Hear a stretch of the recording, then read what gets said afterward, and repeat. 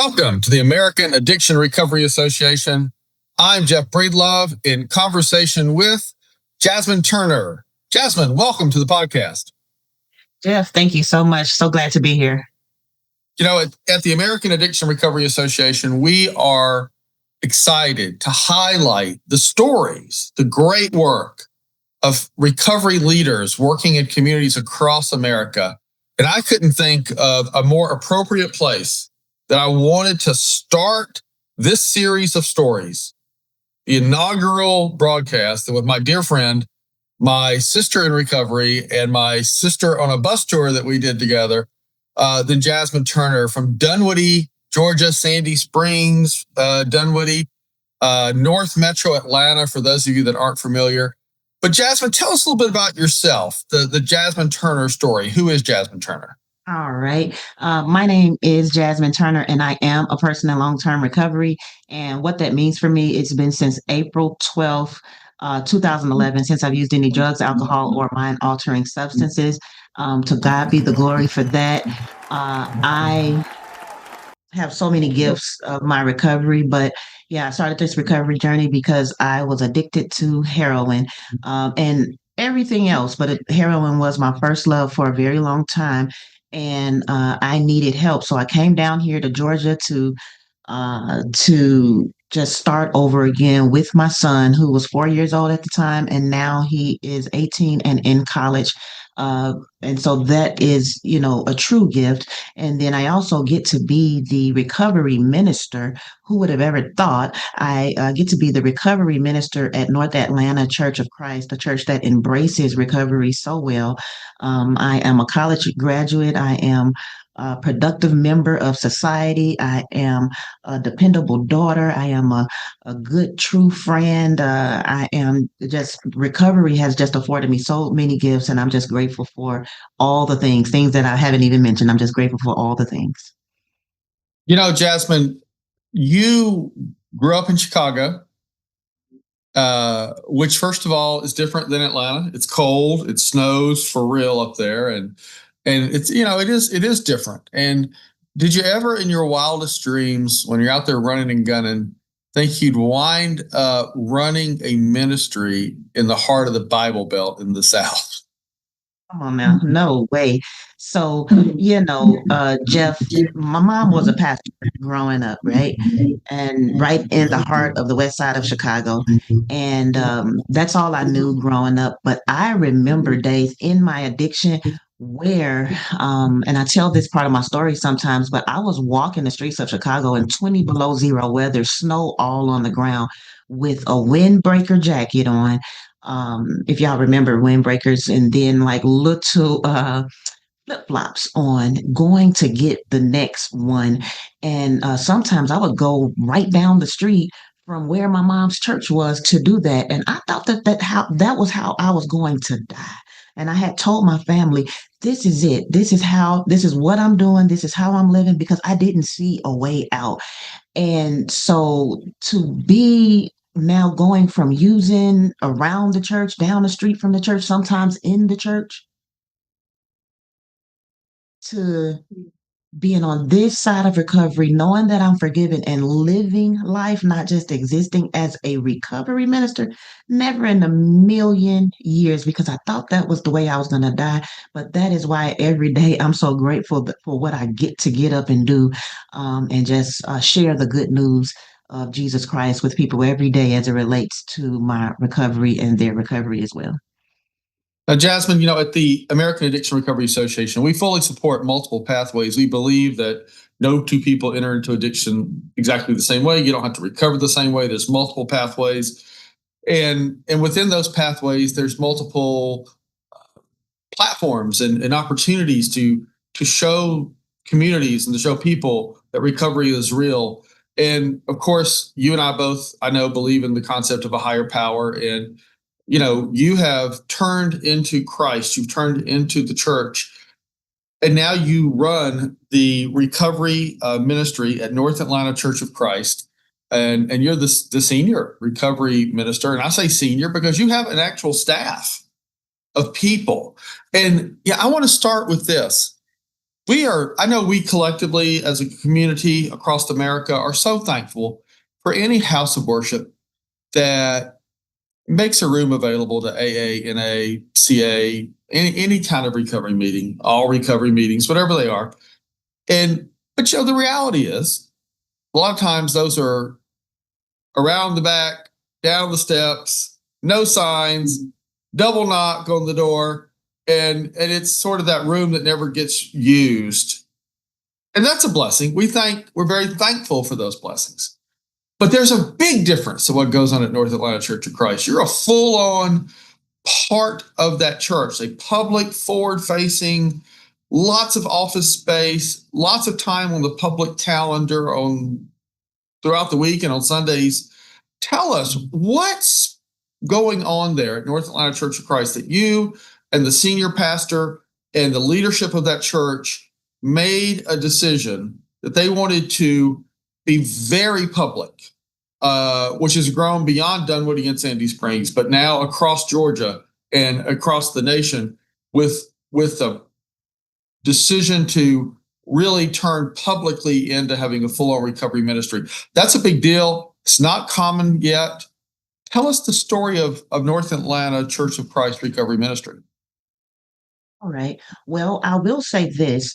I came into recovery to North Atlanta for the very first time in April of 2011, and this ministry was already going and flowing. Over the years, we have developed it into what it is now, just built on the foundation of what started, and then we developed it to what it is now.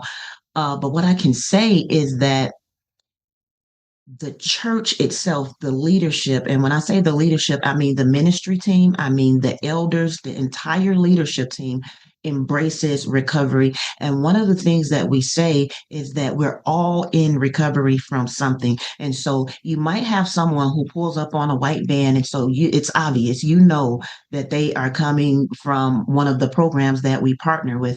But a few years ago, I did a sermon and talking about surrender and talking about we're all in recovery from something. And so you have some who's in recovery from substance use, but then you have some who might be in recovery from control or gluttony or a workaholic or something. And so now this takes the people who pull up on the van, the people who don't pull up on the van. We're all at the same level. It's no hierarchy. It's no you're better than me. And so everybody shares a little bit. Everybody deals with life. Everybody's trying to get better at something. And so that's one of the things I really like about North Atlanta is we're all dealing with something and we're just trying to walk alongside each other and help each other get better. And the leadership, I mean, I just give hats off. Everything that the recovery ministry does, you have an elder, you have a member of the church who participates, who helps, who promotes it themselves, and just shows face that it's not just us in the recovery ministry and we're just over here in this little bubble, but it's us, our church as a whole, everybody, all ministries. We just had something last week, a red ribbon Wednesday at OTC, and we had the children's ministry in there. We had the youth ministry in there. We had people from our what we call fresh faith. That's our more seasoned members. I'll say I won't say the OLD word out loud, but anyway, everybody was there together, any event we have. So I just thank God for a church that truly embraces recovery, such as North Atlanta. And I know that it is uncommon. And we often talk about that and we try to see, okay, what can we do next to continue just embracing recovery and giving God the glory through all of that. So I want to talk about a couple of things that y'all do that y'all are a foundational part of. And you referenced it, but I was going to ask you about it anyways. But not only do you do, obviously, pastoral care throughout the week, privately, I'm sure, individually, and you have the stuff on Sundays, of course. But I think it's Wednesday nights, you do have it is special. It is a special meeting. It's got a special name. It's designed to be attractive to people in early recovery, to be fun, because the big book says we're not a glum lot. We're supposed to have fun. So tell us first the name of the group I'm talking about and why you think it's been so successful connecting with people in the earliest stages of recovery. Absolutely. That meeting is called Off the Chain. For short, we call it OTC, but it is truly off the chain. And there's no other meeting like off the chain. And so what we do with that, Jeff, is you've been to it, you've spoke at it, you've done the electric slide at it, stuff like that. But we do the electric slide at the beginning and we play different songs to let everyone know because first of all they just came from whatever classes they had to do in their day treatment all day, and it's very serious. And so we want to create a space where they can just kind of let their hair down, let loose, and have fun. We're trying to show that you can have fun in recovery because for many, I know for me, that I thought the only way that I could have fun was I had to drink or I had to smoke or I had to make myself feel different in order to have fun. And so we create an atmosphere where come in and do the electric slide with us, like just like you would do at a party. This is a big recovery party every single week. And, we do a couple of dances, we praise, we do something called praise share, where some people can, like, if they tell a poem, if they want to do a worship dance, if they want to do whatever you want to do, spoken word, whatever you want to do that, let loose, have fun right here in recovery. And then we say some prayers and do some readings, but then we reel it in. So at the end of that meeting, we bring in different speakers because I can't get to everyone in that very big audience that's out there. And I know I can't reach everyone. So we try to bring in a diverse group of speakers. So we might bring in somebody from NA, from AA, from CA, from a church, our church, with the spiritual message.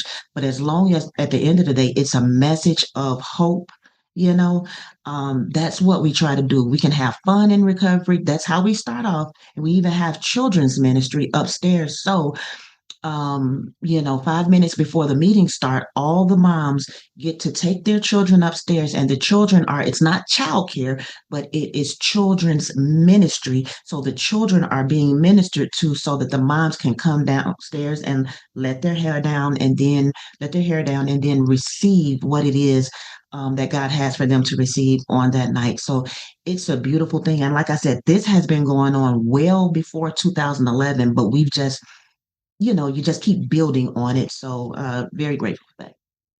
Right. And, one of our favorite words is intentional. And y'all clearly are intentional there to make sure there is a way that particularly women, it's almost always women with children, feel like they can physically go there and then mentally and emotionally and spiritually be present because they know their children are in a safe environment. So that is truly something that if, people can model themselves after y'all's success there of knowing how to make sure that moms, I mean, dads too, but moms feel like there's a place that welcomes them having young children. Now, you also you're very active in a coalition, the Georgia Recovery Faith Collaboration. You're one of the founders of that. You're on the board, of course, and for full disclosure, I am as well. But our friend Seth Harris sort of is the tip of the spear.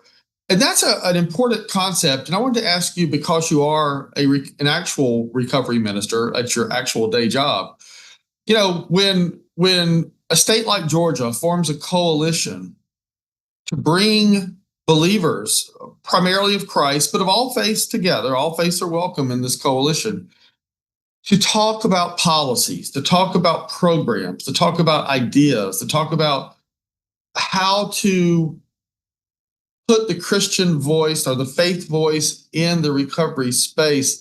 That also is innovative and doesn't happen in every state.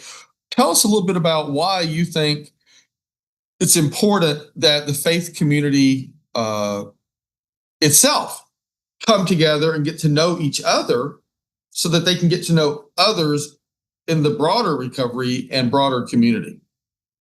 Yes. Yes. I really adore Seth and really appreciate the work that he's doing in bringing these faith leaders together. It's just a phenomenal effort. And I think that it's important bringing faith leaders together and, because I feel like iron sharpens iron, and so something that we're doing over here at North Atlanta, someone else may be doing something different and reaching the community in a different way. So when we come together and have conversations, we learn from each other. And then I think that, you know, what was coming to mind when you were saying this question, Jeff, was when you're sick, you go to a hospital, right? Physically sick. You go to a hospital. And so when I think about recovery, that is us being sick in a way. And a lot of times people go to a church or a place of faith. And so the more that we can get these conversations around recovery into places of faith, and then, uh, uh, we see that it's not just one person over here or one organization over here, but this is it's like a chain link, and we're all linked together around the state of Georgia, working together. I think that's like pretty powerful. So we're stronger together. So I just thank God for Seth and his vision to be a part of that vision, and look forward to even more work that's going to be done through the Georgia Faith and Recovery collaboration group. And I think it's important for families impacted by the addiction epidemic, for our brothers and sisters who of course are directly impacted by addiction, to understand that, back to multiple pathways, that you certainly don't have to be a Christian, you don't have to be a person of any faith, Muslim, Hindu, Taoist, Buddhist, Jewish. You don't have to believe in any faith to recover. Recovery is available for everybody, everywhere, anybody, anywhere. But it is also available to people of faith. It is also available to Christians. And I think that sometimes it gets complex in the world because some people, the stigma works both, it comes from both directions. I mean, I'm wondering what you would say to this. I have encountered legitimate full-on pastors at mainstream denominational churches that are foundational pillars of their community. I mean, this is not the outlier situation. Pastors who say with a straight face there are no drugs, no drug addicts in our congregation, you can leave now because we don't have that problem here at our fancy special church. Mm-hmm. And then I've seen the other extreme of that, where people who may not be believers, especially believers in Christ, say, well, those Christians, they don't really have a seat at the table. We don't need Christians in the recovery space because they believe things that I don't like. How do you, as a person in recovery who's seen the lowest low, the lowest uh, respond to the stigma from other Christians who say, "Hey, Christians don't have this problem," and how do you respond to people who say Christians really don't have a seat at our table? Mhm. Jeff, that question, good question. Um, for the ones that say, there's no addiction in my church, how do I respond? I have to respond with love, and I have to show grace, because I think that I try to think of the why. Why do they want to have this, perfect impression on people? Why? And sometimes it's just, the way that they grew up, it's what they've known all of their life or whatever. But then I go in love and say, you know what, I'm going to pray for this person. And I like to have conversations. Like, let me understand why you feel, like maybe a one-on-one conversation, not anything publicly. And then at the same time, while we're having that conversation, you explain to me why you're right there, where why you're thinking in that way. And then I explain why every single person in the world, it doesn't matter who it is, if it's the president, if it's the clerk at Kroger, if it's the janitor, if it's the pastor, everyone has been affected by addiction. And I'm not trying to influence them to come my way, but I want to have a conversation with them to help understand on both ends. And then for that person what was the second part of the Well, question? people out there who say that Christians really don't have a role in the recovery community because they disagree with the tenets of Christianity, and they're like, "Well, we don't really want you Christians around here." you know, if I'm not accepted at the table, then we're just going to have to build another table, is what I've heard someone say before. But then again, with that, that's another conversation that I would like to have, but I accept people right where they are. That's not gonna like, stop me or, make me feel like I don't need to do the work that I'm doing because I see the benefits or I see the impact that it's having on my community, the work that I'm doing. So I don't know if I have a 100% answer to that question, but I like to show grace, accept people right where they are, and kind of let the success of the work that I'm doing kind of do more of the influencing than even me trying to convince them like we belong at this table. Why?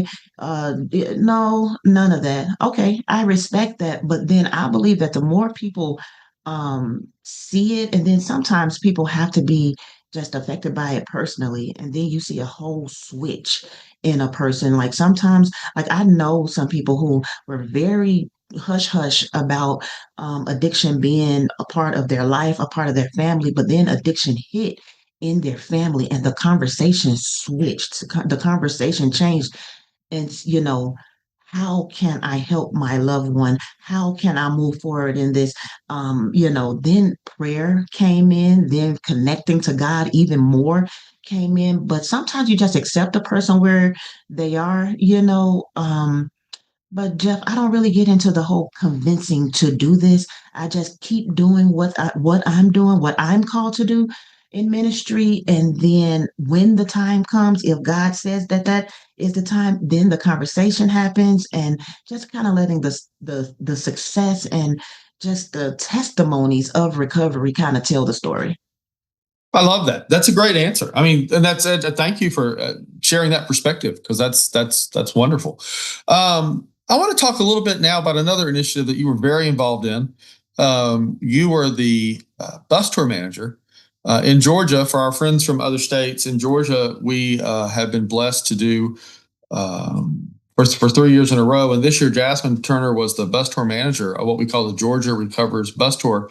And this year it made 75 stops all through September for National Recovery Month, different kinds of stops. But Jasmine, you had this chance to have a high profile job of responsibility. What for what practically was the largest Recovery Month event anywhere in 2025. Tell us a little bit about, from a personal perspective, what that meant to Jasmine to be a part of something that big.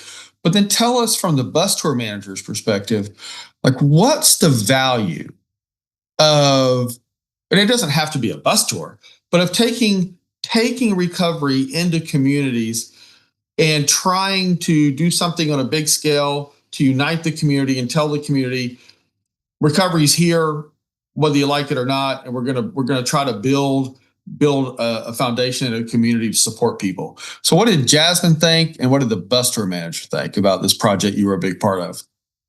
Yeah. Yeah, Jeff, it was real fun and it was real fun to do it with you. What would Jasmine think when you first said that question, Jeff?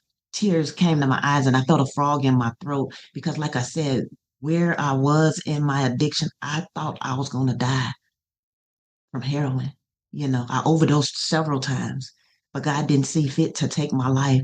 And so, um, when that happened to be able to be the bus tour manager of the Georgia Recovers bus tour going around the state to 75 different stops. Jasmine Turner, the one who tried to kill herself so many times, the one who was addicted to heroin, the one who said this is how she was going to die and was doing this and doing that, all kinds of stuff.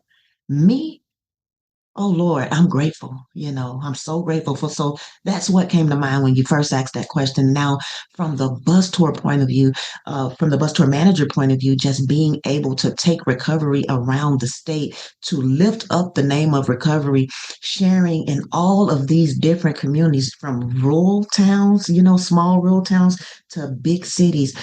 It was very exciting to me because, I know recovery in my recovery world, in my recovery bubble. So being able to step out of my bubble and seeing people in Macon, in Warner Robin, seeing Macy Coates, I can't think of where she's from, but just seeing all of these different types of people just happy and excited, showing up kids, showing up to the bus tour. It was amazing. It was a lot of work, but it was like that kind of work that was so worth it. It was so beautiful. Um, so many families just showing up with smiles and showing up just happy. Like it was like Santa Claus was coming to town because the bus was coming to town, is what I felt like when we pulled up to so many places.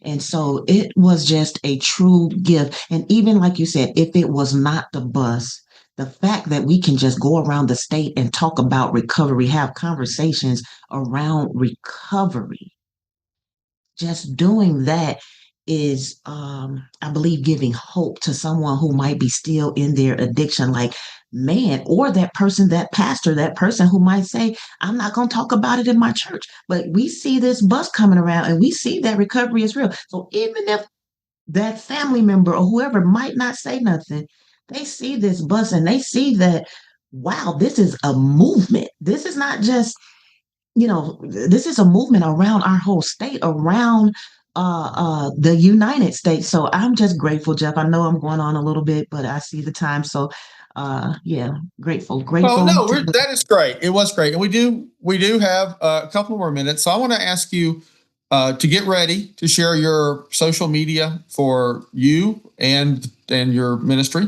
Just give a shout out in a minute on that. But I do quickly want to hit on two sort of elevator responses.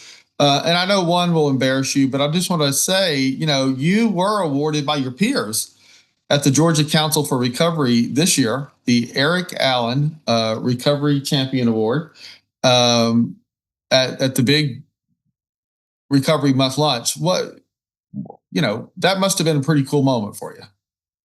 Yeah, absolutely surprising moment.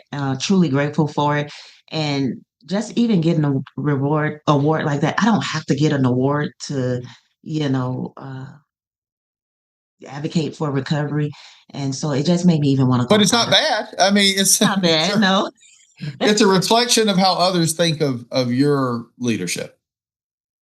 Thank you. And thank you to everyone who helped make that happen. But even without that award, and then I got to travel the state with the advocate, the man, Jeff Breedlove. And I just want to say thank you because you are an example to me as it relates to advocating for recovery, no matter what, no matter who, and no matter how. So thank you so much for that, Jeff Breedlove.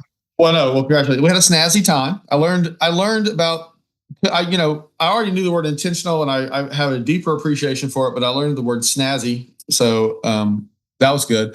So in our final 2 minutes, I want you to take 1 minute and let's go back to a serious topic. And here's the quick question. At North Atlanta Church of Christ, you have placed your senior pastor and the elders have allowed you to place multiple opioid antagonist reversal kits publicly in the church so anybody that can see them or need them can see them. And Yes. they're there. So what's your message to other faith leaders of why it's okay to place a Narcan box, an opioid antagonist box right there front and center for everybody to see? What's your 30-second response to that? Yes, Narcan saves lives. It does not harm. It cannot and will not harm. Here in our church, in every fire extinguisher around the entire building and in different places around the room, we have it because we want to show that our church embraces even saving lives. And so I would encourage anyone, do your research because some people think it's a drug or something like that, but it cannot. The only thing that Narcan or naloxone can do is save lives. And anywhere a fire extinguisher is, there should be Narcan. So I just want to encourage you highly, highly, highly to participate in that effort. Absolutely. Now, Jasmine, of course, you're on social media. Your ministry is on social media. Tell people where to follow and find you on social media. Yes, you can find me on Facebook at my name, Jasmine Turner, Jasmine, Turner, Turner. And then my recovery ministry, our recovery ministry here is North Atlanta Recovery Ministry NARM. Again, that's North Atlanta Recovery Ministry NARM. And you should follow their leadership. This is Jeff Breedlove with the American Addiction Recovery Association in conversation with Jasmine Turner. Recovery is real. No matter what.